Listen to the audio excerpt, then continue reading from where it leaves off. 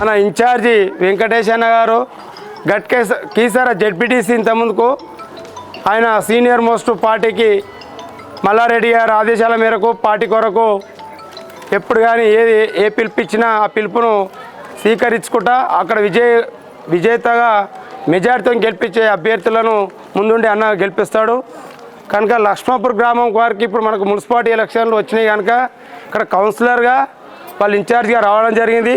మనకు ఒకటి తెలంగాణ రాష్ట్రం అంటే అప్పుడు ఆంధ్రప్రదేశ్ ఉండగా తెలంగాణ రాష్ట్రం కొరకు కేసీఆర్ గారు 2001 తెలంగాణ రాష్ట్రం సాధన కొరకు టీఆర్ఎస్ పార్టీ స్థాపించడం జరిగింది. ఆ రోజు నుంచి 2001 మన శామర్పేట మండలం మొత్తం ఒక్కటే. 2001 ఫస్ట్ టీఆర్ఎస్ జెండా లక్ష్మాపూర్ నుంచి పట్టడం జరిగింది. మేము ఇక్కడ నుంచి ఎంపీటీసీగా సర్పంచులుగా వార్డ్ మెంబర్స్గా ఇక్కడ గెలిపించడం జరిగింది. ఉమ్మడి శామర్పేట మండలంలో మనం ఉద్యమాలు చేయడం వల్ల ఆంధ్రప్రదేశ్ మనకు ఎంతో నష్టమవుతుందని చెప్పి ఉద్యమం చేసి మన తెలంగాణ రాష్ట్రం సాధించుకోవడం జరిగింది. దాంట్లో కీలకంగా మన లక్ష్మాపురం గ్రామ ప్రజలందరూ కూడా టీఆర్ఎస్కు కేసీఆర్కు అండదండగా ఉండి మన టీఆర్ఎస్ పార్టీని ఎప్పుడు కానీ ఏ ఎలక్షన్లు వచ్చినా అన్ని గెలిపించుకుంటున్నాం. ఇప్పుడు కొత్తగా మన మున్సిపాలిటీ ఎలక్షన్లు వచ్చినాయి కనుక మల్లారెడ్డి గారు కూడా కేసీఆర్ తోటి ఏదానికైనా ముందుండి డెవలప్మెంట్ ఆయన వ్యక్తిగతంగా డబ్బులు ఖర్చు పెట్టుకుంటా కూడా మన మేడ్చల్ కాన్స్టిట్యున్సీలో మన ఎంసీపల్లి మండల్ లక్ష్మాపూర్లో కూడా ఆయన మల్లారెడ్డి గారు పనులు చేపించడం జరుగుతుంది. కేసీఆర్ గారు ఆదేశం ఏంటంటే ఇప్పుడు మన మున్సిపాలిటీలో మన అభ్యర్థులను గెలిపించుకోవాలి. కారు గుర్తు సంబంధించిన ఇప్పుడు చుట్టుముట్టు ఊళ్ళు ఉన్నాయి, చుట్టుముట్టు గ్రామాలు ఉన్నాయి. చుట్టుముట్టు గ్రామాలలో కూడా ఒక డ్రైనేజీ లేవు, సీసీ రోడ్ లేవు, అక్కడ ఒక మహిళా బిల్డింగ్ లేవు, కమ్యూనిటీ వాళ్ళు లేవు, ఎలక్ట్రిసిటీ స్తంభాలు లేవు, సబ్స్టేషన్ లేవు, మనకి ఇంటింటికి వాటరు, సీసీ రోడ్లు.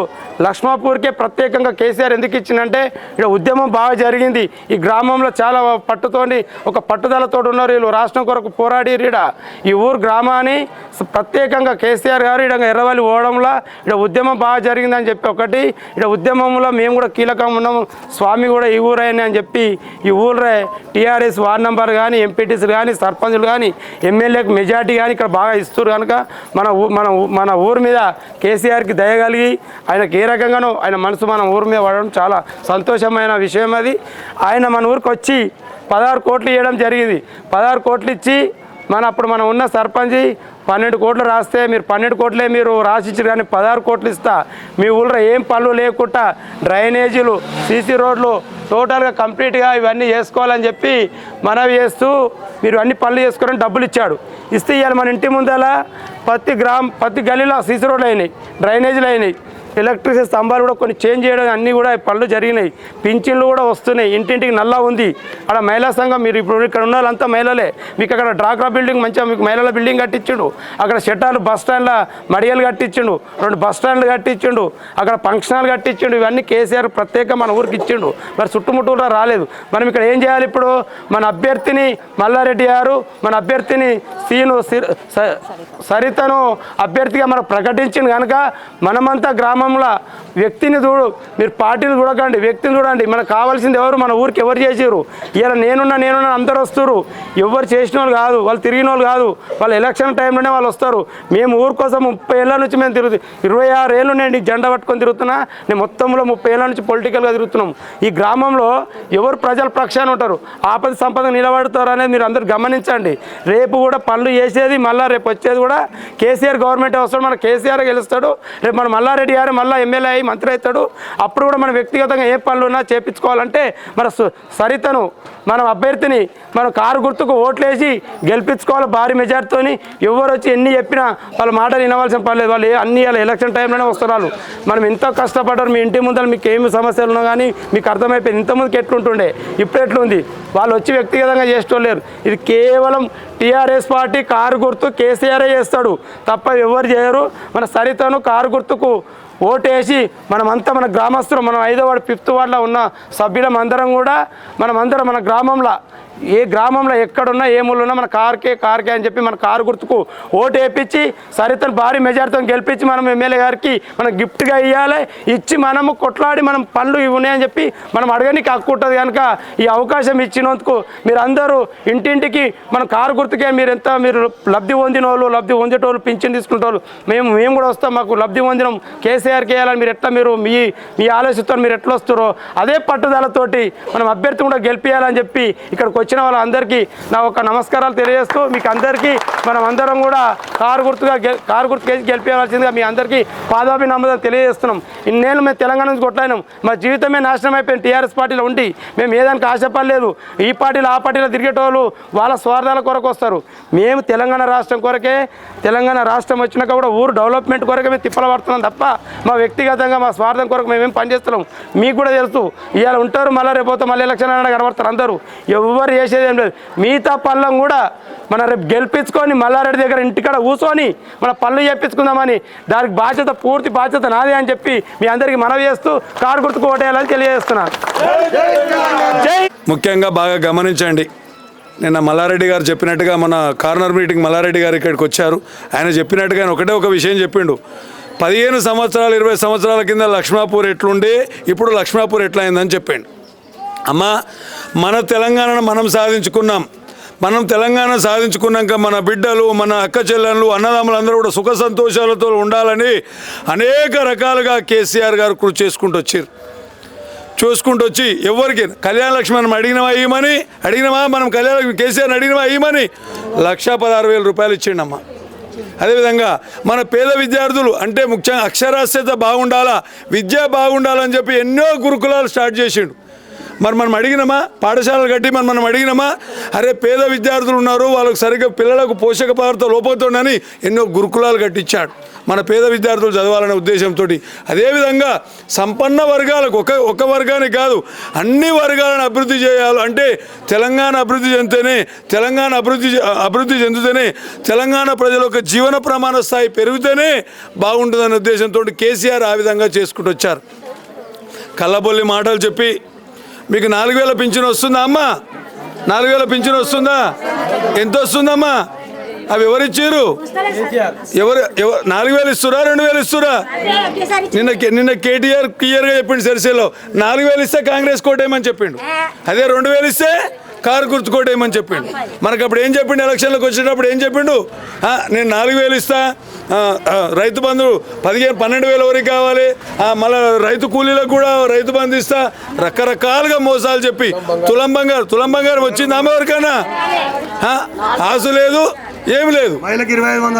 మా యూత్కు మహిళలకు 2,500 అని చెప్పిండు. పిల్లలకు స్కూటీలు ఇస్తాడు, ల్యాప్టాప్లు ఇస్తాడు, రకరకాలుగా ఆశ పెట్టిండు. పొరి తెచ్చుకొని లోన్ తెచ్చుకొని 2 లక్షలు ఇస్తానని చెప్పిండు. ఆ 2 లక్షలు లేదు, 1,00,000 లేదు, 10,000 రూపాయలు లేదు. ఈ విధంగా ఇబ్బందుల పాలు చేసి ఏదో మాటలు చెప్పి వచ్చిండు. ఆయనతోటి పరిపాలన చేయడం ఆయనతో అయితలేదు. క్లియర్గా చెప్పాలంటే పరిపాలన చేయడం అయితలేదు. అదే మన కేసీఆర్కి ఇట్లా వచ్చి ఉంటే అప్పుడు 16 లక్షలు ఎంత ఇచ్చిండు దీనికి బడ్జెట్? 16 కోట్ల రూపాయలు ఇచ్చిండు. అమ్మ మహిళా భవనం కట్టించిండు. పేద విద్యార్థులు పెళ్లి చేసుకోవాలని చెప్పి ఫంక్షన్ హాల్ కట్టించిండు. అదే ఒక దగ్గర ఫంక్షన్ హాల్ పోతే 56,000 రూపాయలు తీసుకుంటారు, అవన్నీ కట్టించిండు. ఇవన్నీ కూడా మన కేసీఆర్ హయాంలోనే జరిగినాయి. ఇప్పుడు కూడా మనం అందరం గమనించి ఇంతకుముందుకు మందసామని చెప్పినట్టుగా ఒక ముఖ్యమైన విషయం చెప్తారు. ఎక్కడి నుంచో వస్తారు, మన ఊరోళ్ళే వాళ్ళు కూడా సిటీలు ఉంటారు, ఎలక్షన్లు అప్పుడు వస్తారు, మనకు ఆశ చూపుతారు, మనం చదువుకోలేకప్పుడు ఆశ చూపుతారు, 5,000 ఇస్తా అంటారు, 10,000 ఇస్తా అంటారు, ఓటు వేయించుకుంటారు, గెలిచినాక పోయి మళ్ళీ సిటీలో పడతారు. మనం ఆల చుట్టూ తిరగాలి. అట్లా కాదు. సరిత గారు శ్రీనివాస్ గౌడ్ గారు ఈయనే ఉంటారు. శ్రీనివాస్ గౌడ్ పని చేయకపోతే మా మందసామాన్ని ఊరుకోడు, ఈ మిత్రుడు కూడా ఊరుకోరు, ఉద్యమకారులు కూడా ఎవరు ఊరుకోరు. కాబట్టే మనమందరం సపోర్ట్ చేసి ఎట్టి పరిస్థితుల్లో మనం సరిత గారిని గెలిపించాలా, కారు గారిని గురిపించాలని విజ్ఞప్తి చేస్తూ ఉన్నాం. ఇంకొక ముఖ్యమైన విషయం, ఈరోజు నాకు ఇక్కడ చూస్తే మన గ్రామానికి ఎన్ని బస్సులు వస్తున్నాయి అమ్మా, ఎన్ని బస్సులు వస్తున్నాయి, ఎంత ఉంది, ఏ విధంగా డెవలప్ అయిందంటే అవన్నీ కూడా కేసీఆర్ హయాంలో జరిగిన అభివృద్ధిలే. దాన్ని కూడా గమనించండి, ఎటువంటి ఇబ్బంది లేదు. ఇంకా ముఖ్యంగా మనకు ఎమ్మెల్యే మల్లారెడ్డి గారు ఉన్నారు. ఓపెన్గా చెప్తున్నామమ్మా, దాచుకునే లేదు. మీ పిల్లలను కాలేజ్ ఏం చేస్తారో చెప్పండి, మందస్వామిని కానీ శ్రీనివాస్ గౌడ్ని తొలుకోనండి, ఫీజు తక్కువ చేయించే పూచి నాది. ఈడ ముడిచింతలపల్లి స్కూల్ కడుతుండు, స్కూల్ పిల్లల్ని కూడా మీరు ఏం చేస్తారో చెప్పండి. సార్ మాతో ఇంతే అవుతుంది, ఎలక్షన్లో పైన ఒక ఆయన నల్ల బట్టలు వేసుకొని వచ్చి చెప్పిపోయిండు, ఆయన ఏడుంటాడు అని మందస్వామిని అడగండి, నా ఫోన్ నెంబర్ ఇస్తాడు, మీకు స్కూల్ పిల్లల ఫీజు తక్కువ ఇప్పించే పూచి కూడా మనదే. ఆయన తీసుకున్నాం. అదేవిధంగా ఎవరైనా హాస్పిటల్స్, మల్లారెడ్డి ఆషామాషి కాదమ్మా, మల్లారెడ్డి అంటే ఆషామాషి వ్యక్తి కాదు ఆయన ఏమని అనుకుంటే ఖచ్చితంగా నెరవేర్చే వ్యక్తి. ఆయనకి ఇంజనీరింగ్ కాలేజీలు ఉన్నాయి, హాస్పిటల్స్ ఉన్నాయి, స్కూల్స్ ఉన్నాయి. అక్కడ ఏమి కావాలన్నా మన పిల్లలకు ఇంట్రెస్ట్ ఉండాలి, చదువుకోవాలని ఇంట్రెస్ట్ మనకు ఉండాలి. మీరు రండి, మందస్వామిని కానీ, శ్రీనివాస్ గౌడ్ను కానీ, సరితా శ్రీనివాస్ గౌడ్ కానీ, అదేవిధంగా ఇక్కడ ఉన్న ఉద్యమకారులకు మీరు కన్సల్ట్ కండి. ఇవన్నిటి కూడా చేయించే బాధ్యత మల్లారెడ్డి గారిదని హృదయపూర్వకంగా తెలియజేస్తున్నామమ్మా. అక్కా చెల్లెలు ముఖ్యమైన విజ్ఞప్తి, ఓటు మాత్రం మర్చిపోకండి. ఓటు కారు గుర్తుకేయండి, అత్యధిక మెజార్టీతో గెలిపించండి. ఈడ ఓటు మనం సరితగ్గేస్తే ఆడ కేటీఆర్ గారికి, కేసీఆర్ గారికి ఇక్కడనే ఫామ్ హౌస్ తెలవాలి. లక్ష్మాపూర్లో నేను లక్ష్మాపూర్కి ఒకటే బాగున్నా, ఏమనకండి అలా ఏమనకండి, మన నిన్ననే గొడవ అయింది. లక్ష్మాపూర్లో ఒకటి బాగుండి కేసీఆర్ పాస్బుక్లది. అక్క వచ్చేది కేసీఆరే, వచ్చేది కేటీఆరే, వచ్చేది హరీష్ రావే, గెలిచేది మందసామన్ననే. మీకు ఆ ఒక్క పని చేపి ఇచ్చే బాధ్యత మందస్వామి గారు తీసుకుంటారు. ఒకవేళ మన ప్రభుత్వం వచ్చినాక మందస్వామికి ఇట్లా పని చేయకపోతే మందస్వామి ఊళ్ళకి నిలగొడదాం పక్క. ఏమన్నా ఉంటాడు పోయి మందస్వామి గారు, ఎందుకంటే ఆయన బాధ్యత అది. ఆ ఊర్లో పుట్టిన లక్ష్మాపూర్ బిడ్డగా ఆయన బాధ్యత. ఇప్పుడు మనకు మున్సిపాలిటీ అయిందక్క, మున్సిపాలిటీలో సరితక్క బాగా మాట్లాడుతూ నేను కూడా రెగ్యులర్గా మున్సిపాలిటీకి పోతా, మీకు ఏ పనులు చేపిస్తా. కాంగ్రెస్ మాటలు మాత్రం నమ్మకండి అక్క. కాంగ్రెస్ మాటలు నమ్మి మనమందరం మొత్తం ఏం లేకుండా గతమైపోయిన ఈ 2.5 సంవత్సరాల ఇంకా ఇబ్బందుల పాలవుతాం. అది గమనించి మీ అమూల్యమైన ఓటు కారు గుర్తుకేయండి అక్క.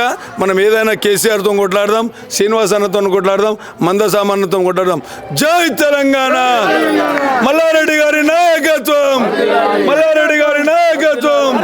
జై తెలంగాణ, జై కేటీఆర్, జై కేసీఆర్.